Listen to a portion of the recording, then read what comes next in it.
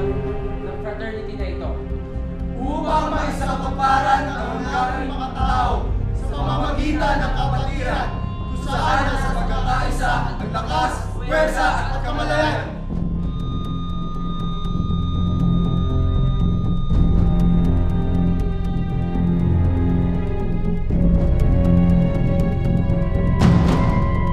Basta gusto ko sumali sa frat.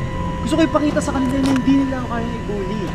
Yun lang ang dahilan mo kung ba't sasali sa fraternity namin. eh duwag ka pala eh! Sumali ko sa fraternity, eh nabubugo siya. Karapatan ako muna tagapagtanggol.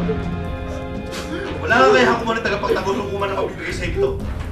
Walang yoko! Walang yoko! Hayop ka! Hayop ka! Tino! Tayo ka!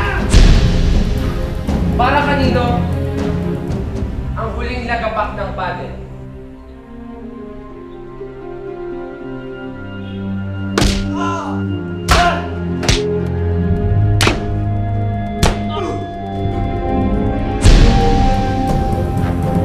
Kung halimbawa magkakaanak ka ng lalaki, hihintayatin mo ba siya na sumali sa isang fraternity? Oo lang o hindi? Oo! Welcome sa ating brotherhood.